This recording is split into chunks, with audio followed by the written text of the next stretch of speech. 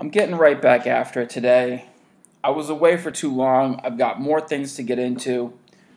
Let me start off. Big shout out to Rusty Canada. He's out there doing the work. He's doing the grind. He knows what this is about. And basically, I started this thinking about guys like me or myself out there who were just absorbing all the content that they could get their hands on and making little adjustments. And when you listen to enough things and you check enough resources, you can find someone that's high and low on almost every player after the top four. And you're always going to get different opinions. And in the end, you got to settle in on your own opinion. So one of the advantages, I think, of having the vlogumentary style is that I can keep updating it. You know, Flags Fly Forever, a good podcast for baseball prospectus. There's a paywall, so I don't really go to the site, but the pods are free. You know, they're going to drop a shortstop list, and that's it. That's it. They drop their tiers. If you want to listen to shortstops for the next 6 weeks, 8 weeks until the season, whatever it is, they dropped one list. But in my vlogumentary style, I can keep telling you where I have Mondesi. It's like the Mondesi meter. Today I had him at 30. No, I panicked and I dropped him down to 55. I changed his price. I'm willing to spend 35. I'm willing to drop him. You know, I can keep changing it. I can keep moving stuff around. It's live. I can answer questions. I can get back at you guys. I'm just going where the list takes me. I'm talking about the process, how I tinker, and why it's working. And I can maybe come in and answer some questions. So I'm going to get it started. Let's answer a question here with auctions and scoring systems. Because I would be naive to say that like everybody is going to play 10 category head-to-head. We know there's points leagues out there. I play points leagues. I have 2 points leagues. We know that there's full season roto. Okay, that's its own thing. But I want to talk a little bit about making adjustments to your list and kind of how I handle that. So my main list is basically kind of my truth list. It's truth because it's based on raw skills, upside, age, opportunity, and how I think the league is going to fall out next year. I mean, in a lot of ways, to just give you the truth of this, the secret sauce is that my list is like next year's ADP. How I think it's going to play out, all the speculation, and I'm just one step ahead so that I'm not wondering and being nervous about upside and it's risky. I'm just doing it, and it's going to be close to next season, like how I had Acuna in every league. I was saying everyone was talking about 5 or 50 or 60. Oh, too expensive. We don't know when he's going to come up. First round talent, 5th round. So we're going to keep doing that. We have to identify those players. We can't get him for free anymore. He's probably overpriced. You know, you're probably better off taking Soto. But we can discuss that. So, anyways, back to points league differences. Probably some of the main things. Generally, look at your scoring system. Look at it. You should be able to go into whatever platform you're on, CBS, Yahoo, Fantrax, wherever you play, and look at how the guys did last year in your format and how they ranked out. Sometimes guys have a little bit wacky formats. I'm in one where there's a big penalty for Ks, but there's a point for walks. So, you know, the commissioner probably thinks that this has to do with batting eye, but in the end, it just really penalizes aggressive players. So where Joey Gallo might be playable in some leagues with the low average, that amount of strikeouts with -1 for a K, unacceptable, just made him unplayable. So it's going to be really hard every time you go to a list, you go to an ADP, you hear a ranking. Well, what scoring system is that based on? I mean, this same points league, 2 points for a steal, but -1 for a caught stealing. I mean, it's just, so you're kind of penalizing aggression. In that league, honestly, I just disregarded speed altogether. And I'm just pure power. I just need runs and ribbies, decent plate discipline, can't strike out a lot, and full power. So when guys they're picking up a magazine before the draft and they're drafting, oh, Whit Merrifield, like he's terrible in the points league. He's not going to get it done. He's just the steals, the point here, the point there. In the end, you need the triple. The home run is worth 6 points. That's like your touchdown. You get the 4 for the bases, the ribby, the run. So you really want to look at your scoring system and you want to exploit it. And another area that's going to shift is in points leagues, SPs are going to be pushed up. They're going to be important. You to get to the end and to be there, you're going to have a 3A staff or a 4A staff because two-start pitchers are the name of the game. I mean, every week there's going to be this decision. Do I run out a risky two-starter or do I ride my one-start ace? And any given week, a two-start guy can go on the road, can have San Diego at home, and then go to San Francisco, and he had a great week, and then he could be trash for the next few weeks after that. So managing pitching is going to be crucial. You've got to work your SPs. I've had this balance. Now you have to kind of decide in knowing your league, is it a weekly transactions or is it daily? Because if it's weekly, you're going to have an issue getting guys in. You know, you might be a little bit too AC because you don't want to bench an ace for a streamer. But if it's daily, all your pitchers are going to get in. Everybody's going to get starts, especially if you've got some versatile, like just basic Yahoo where there's pitching spots that can be SP or RP. And so in those leagues where pitching is valuable, and if you can get them in every day, I am filling out that bench with pitchers. I have predetermined that my entire bench is going to be hard-throwing aces with a lot of Ks because I'm going to get them all in. I'm going to overwhelm you. I want like one bench hitter, 2, 3. I mean, 4 guys on your bench. That's just this. You're just holding that guy, waiting for injuries while you take a donut for a hitter. When if you just had an SP, you're getting him in there. You're getting him in there. Oh, he's got 2 starts. He's going twice. So you're definitely going to shift your attention over to the aces. I can't fault you in a points league for just aces in the first round or mixing in aces with hitters. The thing that's nice is that with SP, you know the big weeks are coming on the 2-start weeks. That's the blow-up week. And you can kind of manage in the 2 starts or take him out for 1 if he's a fringy arm. But with hitters, you kind of just want to leave him. You want to set it and forget it. You want to leave him in the lineup because if you chase power, you chase home runs. Oh, he got hit. He got hot. He went on a power binge. It's less likely because he just binged that he's going to binge the next week, and he can't binge every week. I mean, that's how they get to 30 or 40 home runs. There's ups and downs. So chasing hitting can really start to drive you crazy, and you're going to make mistakes. You're not going to be able to really pick handedness or because of the starting matchup or go to ESPN pitcher values and just make mistakes from there. And I just like to get my hitters, make sure they're quality, make sure I like them, and just go with that. While we're touching on hitting, if you have utility spots, build through that. Take an extra stud middle infielder. Throw another first baseman on there. You know, you want to leave some room so that you can play the waiver wire so you can grab some prospects, but use the utility spot to let you take advantage of extra talent or extra run production, extra home run power. If I'm in a points league and steals don't matter that much and this is a power league, the lineup is just going to be filled with massive amounts of home runs and power. I won't even play guys that don't come in that mold or that profile. So auctions and pricing. You know, just for once, because they're talking about ADP and they're calling it price. I mean, it's round. It's round. I don't like the round that he's going in NFBC. He might not go in that round in your draft.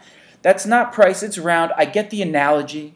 And then they want to talk about profit and things like that. So real quick, I went back to some old plans that I had because I go into the auction with a plan and just some relative prices and what some stuff looked like in the $200 cap. And then I'm going to talk about some larger caps. So, you know, I was planning a season. I said, you know what? Let me take Mike Trout. He was a $60 player. Last year, J.D. Martinez was going for $35. Ooh, man, that was a bargain. Trey Turner was a $50.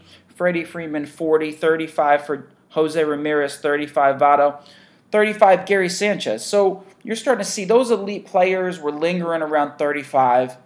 Trout, $60. It was probably Altuve, something crazy, and he killed you. You know, you ruined your team. You lost all season long. And so typically, you know, and then you look at the arms. Sale was a $40 arm. Syndergaard was $30. Robbie Ray, who ruined your team, was $25.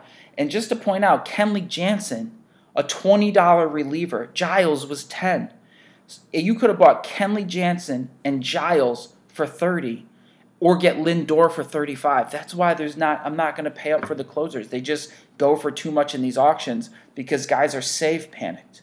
So those are some actual prices about things that were happening in the draft. And then I was rounding out. I was getting like a Chris Taylor for 15, Yoan Moncada for 4, Villar for 4, $4 or $5 players. So there's a little bit of a plan, and I kind of list them by position, and I have my fallback options. So if I didn't get them, or maybe I get Donaldson for 30. Rendon went for 20.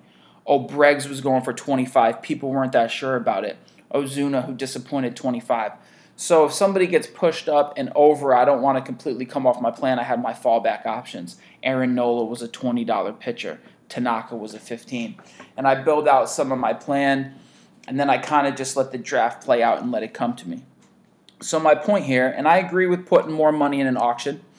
In my auction drafts that I set up and I run, I typically don't do the $200. I typically do $1 for every position and then $300 in cash. And the extra $300, when you're up to $300, when you have extra money, be aggressive. Be aggressive. I mean, that's how you're going to do it, because you have so much cash that first round, decide who the best player is and pay whatever it takes. Pay whatever it takes. You could set a limit, even if it's a $300. I would honestly say 120, 130, 150 might be like you know what, screw it. Let that guy spend half of his stack.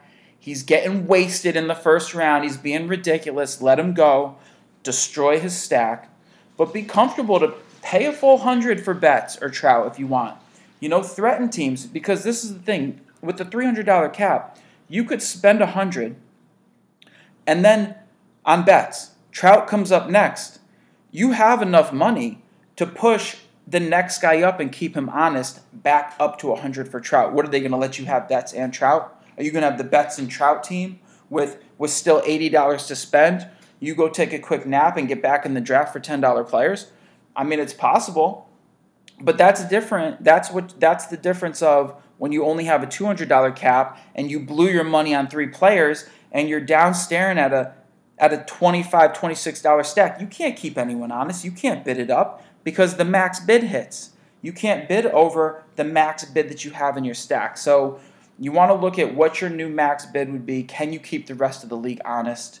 And if you have extra cap, just define that first round. You will be completely fine. You win a player for $125, the player of your choice, $180, whoever you want to get in that first group of players, you will be fine with $220 left. You can take a little break. Everyone's going to be spending that kind of money. And the other thing is when you just get really and you start fighting over these big players and you start throwing down big stacks, it's going to happen to the next player. And the next player, everyone's going to be doing it. And so again, you go back to the video, you're just driving this up. You're going to sweep down through the curve. You're going to sweep down. Just don't make some mistake in the middle when you get caught bidding somebody up and you clicked 80 but you didn't want the guy and your stack disappears. I mean, that's really the only thing you have to protect yourself from when you're being aggressive on top round talent because you got a big stack. I got 2 other techniques for managing your auction players.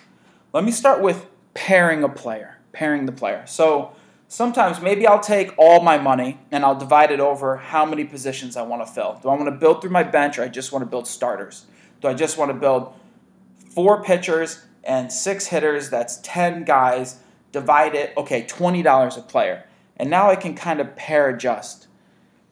And what I mean is, let's say I have the choice, I've got a $30 average. I could have 2 $30 players, or I could have a 60 and a 1, or I could have a 20 and a 40, or 35 and 25, however you want to do it. But this gives you a sense, and it's a little bit like a mini slush fund. When you go to my big slush fund as you're comparing players, you can think, well, would I rather have $60 Trout, or do I want $30 Mondesi and $30 Ace, and kind of decide from there. So sometimes I like to do a pair and compare of the money, and then I kind of know what the fallback option is pushing me into, and I definitely use that late in drafts.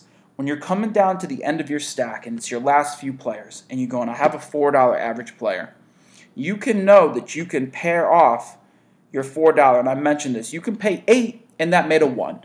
you can pay 6 and you made yourself a 2 and then reevaluate. And that's a nice way to manage your money as you get down to the little dollars. My last little point before we jump into players, because I got to get back at some players, is like the spend box. So pick all the players that you think are even worth paying for on your sheet, highlight them, count them up. You could take all the money that everybody has in the pool, what we should be spending on, and then divide that through, and now you have your average price of a player. Do the same thing with pairing. Oh, if the average price is this, the number one player is double that or triple that, and you can assign some prices. But this is the funny thing. This is the thing with prices. It's not that I'm right or wrong. It's that I just need to know what guys cost. I just want to know what the price is so that as I'm planning, I can assess, okay, I'm going to build around this guy and this guy. And I'll tell you what, when that free auction opens up, I'm going in there and I'm making a team called Young Guns, and I'm going to get every young piece of talent because I want to know what Soto costs, what Acuna costs, what Vladito costs, what Eloy costs. I'll put them all on the same team. I'll put Mondesi on there. I'll put Baez, Story, Gary. I mean, it doesn't matter. I will put all those guys on the same team, and just so I can start to assess what they cost. And so, yeah, I mean, I might build some costs in of what I want to pay for the first auction because I want to compete in that. But as guys are going for funny costs, I just type in the new number. Last season, it was Hoskins. One draft, it was like Hoskins was going for 45. It was like, God, man, he put me up to 45. I'm not going to get Hoskins like that. So I had to factor him in at 45 in one draft. But then in a later draft, somehow different room, different strokes, and he went for 25. And all of a sudden, I had to throw 20 into my slush fund and realize that I'm going to get another player. My plan was undervalued. And so we are going to play with those prices and learn how to manage the prices. Exploit your scoring system. I got one more for you. This is just a little tale from last season. I co-manage a team with my boy. We've been doing it. We've been winning championships, dominating these dudes. We love beating up on them. They changed the system from categories to points. And we analyzed the system. And the big thing when you're analyzing it is like, is it deep? You know, was pitching really, really good but fell off fast? That's going to push aces up. You might notice that hitting has a wide range of average. There's a couple guys that are elite. And then look at why they're doing it. Are they doing it because of walks? Is it an extra bases league? Whatever that factor might be, you want to figure it out. And right before the draft, off of my truth list, I can adjust and say, well, this league, you know, my other boy, extra base hits and other factors, and I just highlight players. I slide them up. But in this league, the pitching was so skewed, the commissioner was so bad that just ace pitchers were like 200 points on the season better than any hitter, better than the no doubt best hitter. So there were multiple pitchers better than Mike Trout, and the league didn't know and they didn't adjust. And I just told my boys, like, listen, we just are going to take pitching every round, and then we'll just deal with the hitting. Our hitting was trash. We had, I don't even know, it was like Scherzer, Kluber, Carrasco, another one. It was deep. It was middle guys. It was a lot of pitching. We got over to hitting. It wasn't very good, but we hit on some things. We snuck Albies in there. You know, we used what we could. It didn't really matter. The pitching was so dominant. We went 20-1. These guys were trying to really win. 20-1. The league started to complain. It was like a New England Patriots season. We panicked, mismanaged the first round of the playoffs, lost, blew up in the finals, did not win that championship. It's basically devastating. It was tragedy, but it just shows, get into your scoring system and see why. Still work your truth list. Don't just make a list just for the system because it might not translate. It might be distorted. See why. Move those guys around. All right, let's get into this. Let's get into these players. So we dropped 100 yesterday. We dropped 100 guys. And I just want to talk about, there's two main things. It's SP and it's outfielders. Because there's a lot of them. And you got to keep looking at them. Then you got to go home. You got to come back. You got to look at them through one lens and then come back. And over the course of the preseason, you just start to know these guys. Something pops out. You keep moving them around. But particularly with SP and outfielders, because it's so deep, that if you're not really paying attention, these can just start to blur. And this is why you can't just trust general lists all the time, because they were blurry for them. And as you get deeper, people start to not care. They start to go, whatever, I mean, they're just roughly the same. No, keep caring. Keep splitting them up. So on the list, on the sheet, I just pulled everybody down. I made a nice gap between 100. I made about 20 spaces, and I started to flatten them out, and I clustered some tiers. And remember, we're going to make tiers, and then we're going to break tiers. We're going to break them back up. My tier of arms here, and there's going to be some names that maybe you wondered why I didn't have them up higher, but finally we'll get to them. My SPs, Reynaldo Lopez. I threw Yu Darvish in here. Depending on health, I'll do it. Chris Archer. Yeah, everyone's soured on him, but he's young and he gets a lot of Ks. Okay. David Price, the legend. Zach Greinke, Mr. Cerebral. Cole Hamels, the changeup. Robbie Ray, you know, all curveballs. Folty, Rich Hill, J.A. Happ, Morton at Tampa Bay, Carlos Rodon, Steven Matz, Matt Harvey, John Gray, not Sonny Gray, John Gray. I do not trust Sonny. I don't know why guys talk about Sonny. Glasnow and Ryu of the Dodgers. So, I mean, mixed in there, you've got some older guys, you've got some veterans. They're going to have their gems. You know, Greinke's going to have his games. He's got the humidor. There's going to be some games. It's not going to be great all season. I don't know what you're going to get out of Price. You're going to get some good games. He's going to get run support. He's going to get you that savvy veteran win. He gets borderline calls around the plate just because he's a legend. Reynaldo Lopez is young, upside, maybe moves forward. Folty. Rich Hill, the injury is going to be bad, but maybe you can deal with that and have a couple starts. I don't know. I probably can't deal with that this season unless it's like $1. No, you know, I like Rich Hill off waivers. Carlos Rodon, if he's healthy, I'm definitely trying some of that late. Matz, oh yeah. You know what? The Dark Knight. Of course, I'm going for the Dark Knight. So I'm looking at those pitchers. I move them up. There's another tier below that, but it gets even more questionable. But again, I'll compare those two levels to each other. Let's come across to the hitters. Talk about outfielders. I don't know why I put Ryan Braun here. He's good on a per plate appearance basis. He's one of those elite players. He's a juicer. But he's somewhat productive. I don't know. Maybe you can stomach him very late.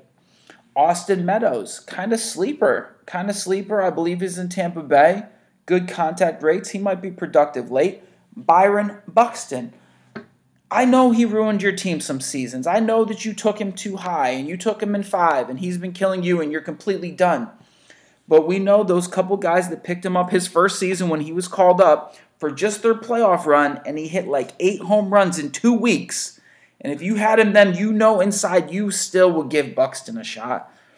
And I'm still giving him a shot. Kepler, who I mentioned for no reason besides the numbers, is going to just break out this season if the numbers are correct. Nomar Mazara, not enough power, but young, came into the league at 21. Malik Smith, leadoff for Seattle. A lot of steals. If he gets on base, if he hits 260, 270, 45, 50 bases, get him late if you're just drafting power. Polanco of the Pirates, I mean, little lanky. This is the thing, 6'5". Again, it took Alex Rios until he was 30 to learn to hit because he was so tall. Polanco, Nimmo of the Mets, he's got the plate discipline. He's just an exciting player. He's tall, he's toolsy. Inciarte, if he ever just would bat leadoff, I think he's still okay. I think he gives you some steals. He makes contact. Kyle Schwarber, it's power, but you're going to get upset when he sits. He's not going to get full-time plate appearances. The platooning gets to be a little annoying. You could grab maybe a Randall Grichuk, and I'll even throw the often, almost always injured Adam Eaton in there just because he gets busy and because I think Washington is gonna have a lot of run production. Coming across the diamond, third base gets so bad. It's so gross. Shaw, Moustakas, probably Will Myers is my favorite. Just sticking with him and not hating. Max Muncy, who I think is going to get platooned. Guys are high on him. They're overpaying.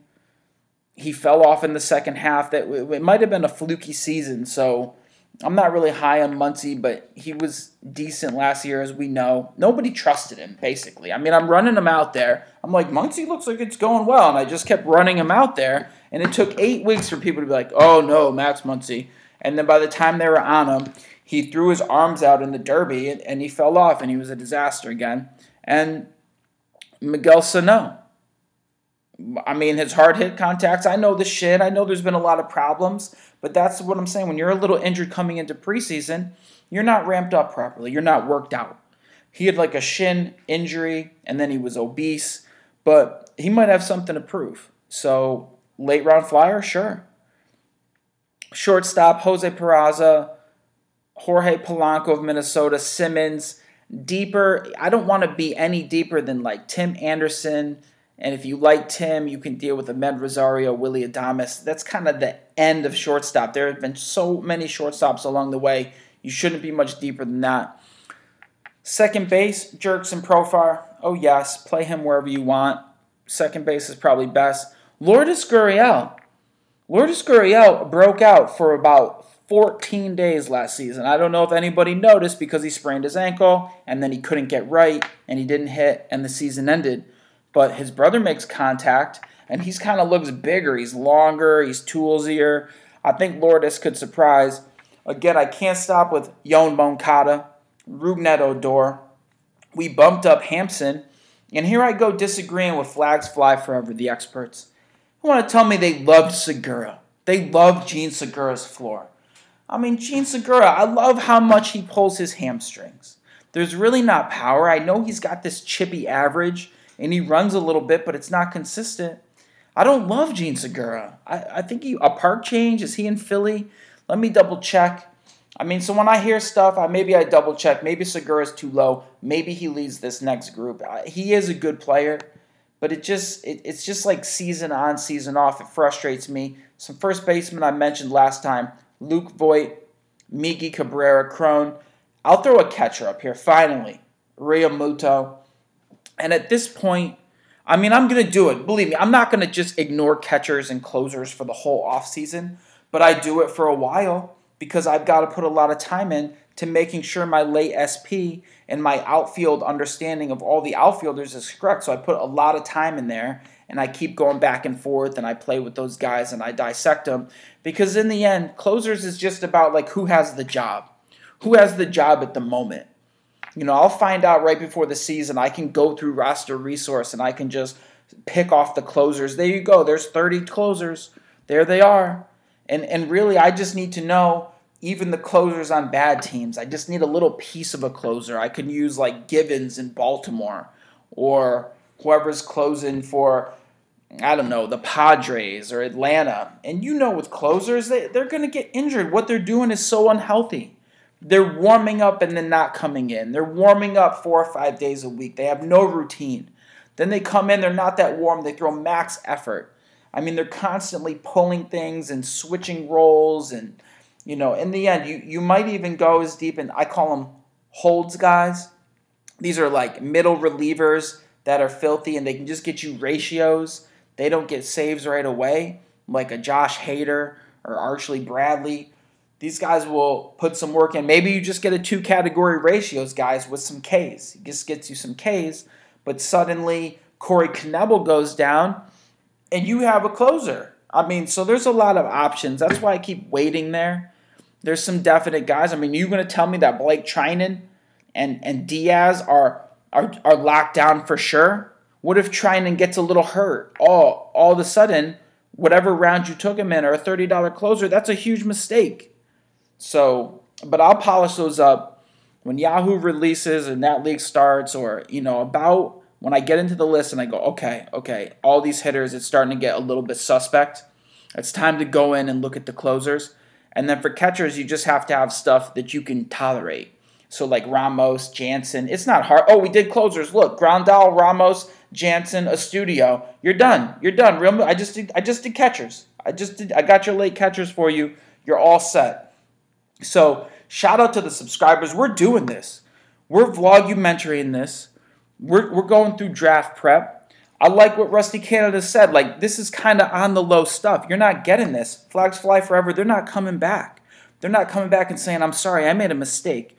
Carlos Correa is a supreme talent, and I apologize. I was too high on average Corey Seager, and he's not going to be able to come back and clean that up. But we're going to keep doing it. Keep looking at it. Hit me with a comment. I'll follow up. I got more stuff for you.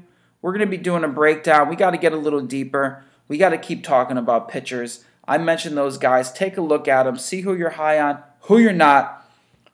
Holler at your boy.